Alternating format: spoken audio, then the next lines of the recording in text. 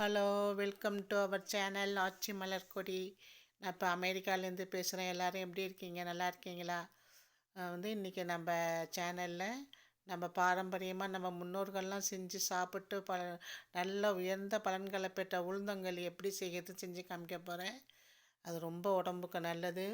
அதை கர்ப்பகால பெண்கள்லாம் ரொம்ப நல்லா சாப்பிட்லாம். அதுக்கு தேவையான பொருட்கள் 4 பொருட்கள் தான். முழு கருப்பு உளுந்து, நாட்டு சர்க்கரை இல்லைன்னா கருப்பட்டி இருந்தாலும் எடுத்துக்கோங்க. இந்த கருப்பட்டியில் நாட்டு சர்க்கரை எடுத்திருக்கேன். அப்புறம் பச்சரிசி, நல்லெண்ணெய். நல்லெண்ணெயில் இந்த செக்கில் ஆட்டில் நல்லெண்ணெய் இருந்தால் எடுத்துக்கோங்க, ரொம்ப நல்லாயிருக்கும். இந்த நல்லெண்ணெயோட நெய்யும் சேர்த்துக்கலாம், சத்து கூட. இப்போ நான் காமிக்கிற கப்பு அளவு பாருங்கள். இது 200 கிராம் இருக்கும் முழு உளுந்து. அதில் முக்கால் அளவு முழு அளவுமே நீங்கள் உங்கள் இனிப்புக்கு தேவை சேர்த்துக்கோங்க. அதுக்கு இனிப்பு நல்லா போட்டால் நல்லாயிருக்கும். சர்க்கரை, நாட்டு சர்க்கரை தூள் பண்ணதை எடுத்து வச்சுருக்கேன். பச்சரிசி 50 கிராம் எடுத்துக்கோங்க. நல்லெண்ணெய். இந்த 4 பொருள் தான். இதில் இந்த 4 பொருளில் பாருங்கள் அவ்வளோ சத்து இருக்குது. வயசுக்கு வந்த பெண்கள், கர்ப்பகால பெண்கள், ஆண்கள் எல்லாருமே சாப்பிட்லாம். அதோட பலன்கள்லாம் சொல்கிறேன். இப்போ ஃபஸ்ட்டு அந்த களி செய்கிற முறையை காமிக்கிறேன். அது அடுப்பை ஹீட் பண்ணிக்கோங்க. எல்லாம் மீடியம் ஹீட்லேயே வச்சுக்கோங்க. கொஞ்சம் ஹீட் அதிகமாக இருந்தாலும் காந்தி போயிடும் உளுந்து. இதை நல்லா வறுத்துக்கோங்க. நல்லா வாசனை வரணும். அந்த வாசனை வர்றது எப்படின்னா, அந்த உளுந்து ஆறின பிறகு வாயில் போட்டு பின்னிங்கன்னா பவுட்ரு ஆகணும் உளுந்து. அதுதான் அந்த உளுந்து வறுபட்டதுக்கு அடையாளம்.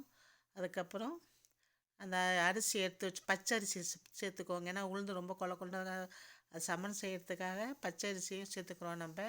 ரொம்பவும் பொரிய விட்டுறாதீங்க. லேசாக முறன்னு வந்தால் போதும், செவந்து போயிடும் அரிசி. அதனால் லேசாக சூடு காமிச்சு எடுத்துக்கோங்க. அந்த உளுந்தையும் அரிசியும் ஒன்றா போட்டு நல்லா சூடு ஆறட்டும். கொஞ்சம் நேரம் வச்சுருந்துட்டு அது சூடு ஆறின பிறகு இப்போ அதை நம்ம பவுடர் ஆக்கிக்கணும். மிக்ஸி ஜாரில் சேர்த்துக்கிட்டேன். இதை பாருங்கள், உளுந்தும் அரிசியும் நல்லா வறுத்துட்டு ஆற வச்சு இப்போ மிக்ஸி ஜாரில் எடுத்து வச்சுருக்கேன். இதை நல்லா நைஸ் பவுடராக அரைக்கணும். அப்போ தான் களி நல்லா ருசியாக இருக்கும். நல்லா அரைச்சி எடுத்துப்போம். இப்போ நம்ம உளுந்து எடுத்த கப்பால் 2 கப்பு தண்ணி ஊற்றிக்கோங்க. தண்ணி சேர்த்துருக்கேன். அதில் நாட்டு சர்க்கரையை சேர்த்துக்கிறேன். இது சர்க்கரை பாகுபதம்லாம் வேண்டாம், நல்லா கரைஞ்சா போதும் தண்ணியில். இது எதுக்காக இது பண்ணுறேன்னா, பாகுபதம் பார்க்காம தண்ணியில் கிடைக்கிறேன் வடிகட்டெல்லாம் வேணுங்க. அமெரிக்காவில் நல்லா இருக்குது சர்க்கரை. அதுக்கப்புறம் கொஞ்சம் கொஞ்சமாக தண்ணியில் அந்த வெள்ளை தண்ணி பாகில் இந்த உளுந்து நம்ம நைஸாக அரைச்சி வச்சோம்ல உளுந்து மாவு, அதை கொஞ்சம் கொஞ்சமாக தூவி கிண்டிக்கிட்டே வாங்க. அடுப்பை மட்டும் ரொம்ப மீடியமில் வச்சுக்கோங்க. ஸ்லோவில் வச்சா கூட போதும், அடி பிடிக்காமல் இருக்கணும். நல்லா மாவு வேகணும் அந்த பாகில்.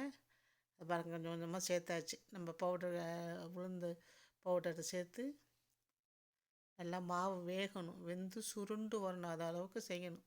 கொஞ்சம் பொறுமையாக செய்யுங்க. இது உடம்புக்கு சாப்பிட்டா அவ்வளோ நல்லது. பெண்கள்லாம் வயசுக்கு வந்தோடனே அவங்களுக்கு இருப்பு எலும்புலாம் ஸ்ட்ராங்காக தான் அந்த காலத்துலலாம் பெரியவங்கள்லாம் கொடுப்பாங்க. ஆனால் ஒரு 4-5 மாதம் கொடுத்துட்டு அப்படி விட்டுருவாங்க. இதை ரெகுலராகவே நம்ம எல்லாருமே சாப்பிட்லாம். அந்த கர்ப்பகால பெண்கள்லாம் சாப்பிட்டாங்கன்னா இரும்பு சத்து அதிகமாக இருக்கும். இப்போ நல்லா உளுந்து களி நல்லா வெந்துட்டு இப்போ நல்லெண்ணெயை சேர்த்து கிண்டுறது பாருங்கள். இவ்வளோ சுருள வருது பாருங்கள். எண்ணெயை கொஞ்சம் நம்ம எடுத்து வச்சிருந்த அளவு எண்ணெயை கொஞ்சம் கொஞ்சமாக சேர்த்து இது மாதிரி கிண்டணும். கிண்டுறது எவ்வளோ அழகாக வருது பாருங்கள். உருண்டு வருது பாருங்கள். மாவு வெந்துட்டு அதான் அடையாளம். ஒட்டாமல் வருது பாருங்கள் சட்டியில். நான் எடுத்து வச்ச எண்ணெயை 2 ஸ்பூனாக சேர்த்து இதில் நல்லா உருட்டி கிண்டிட்டு வரேன். இவ்வளோ அழகாக ஒட்டாமல் வருது பாருங்கள். பயப்படாமல் செய்யுங்க. இது ரொம்ப ஈஸி தான். சும்மா நம்ம கேசரி செய்கிற மாதிரி தான். நம்ம கேசரி ரவா சீனி போடுற மாதிரி இல்லை உளுந்து போட்டு செய்கிறோம் அப்படின்னு நினச்சிட்டு செஞ்சு சாப்பிடுங்க. உடம்புக்கு அவ்வளோ நல்லது. கர்ப்ப காலத்தில் வயிற்றில் உள்ள பிள்ளைங்களுக்கு இது சாப்பிட்றது நல்லா நோய் எதிர்ப்பு சக்தியை கொடுக்கும். குழந்த பிறந்த பிறகு இதை சாப்பிட நல்லா தாய்ப்பால்லாம் நல்லா வரும். நம்ம ஆண்களுக்கும் நல்லா ஸ்போர்ட்ஸில் விளையாடுறவங்க இவங்கெல்லாம் கூடமே இந்த உளுந்தங்களி டெய்லி சாப்பிட்டுட்டு வந்தால் அவ்வளோ தசைகளுக்கு நல்ல சத்து கொடுக்கும். மூட்டுகளுக்கெல்லாம் ஸ்ட்ராங்காகும். அந்த காலத்துலலாம் உளுந்தை பொடி பண்ணி முட்டை வெள்ளைக்கரு சேர்த்து கால்கையெல்லாம் அடிப்பட்டால் எலும்பு முடிஞ்சாலும் எண்ணெய் ஊற்றுறோம் பாருங்கள், சாப்பிடுவாங்க. இது இப்போ நம்ம உள்ளுக்கு சாப்பிட்றோம். உள்ளுக்கு சாப்பிட்றதால அவ்வளோ நல்ல பலன்கள் நமக்கு கிடைக்கும். நேரடியாக நம்ம உடம்புக்கு கிடைக்கும். எவ்வளோ உளுந்து நல்லா அழகாக கிண்டி எடுத்துகிட்டு வரேன் பாருங்கள். ஒட்டாமல் வருது. இதுதான் அதோட பலன். இப்போ இது பக்குவம்.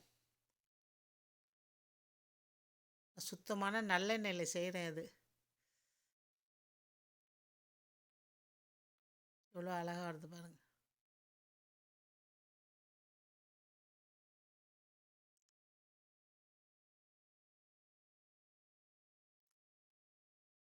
நல்லா வெந்து இப்போ என்ன செய்யணும், இது பக்குவத்தை வந்து இந்த கரண்டியால் எடுத்து போட்டு பார்க்குறேன் பாருங்க, எல்லாம் உருண்டையாட்டா கட்டியாக விழுகுது. இதுதான் வந்து உளுந்தங்களி வந்து ரெடி ஆகிட்டுங்கிறதுக்கு பக்குவம் இது.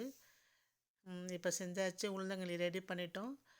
இதுதான் நம்மளுடைய பாரம்பரிய உளுந்தங்களி. இது அந்த உளுந்தங்களி நம்ம சாப்பிட்டோம்னா நம்ம தசையில் ஒரு நரம்பு மண்டலங்களுக்கெல்லாம் நல்ல வலு கொடுக்கும்.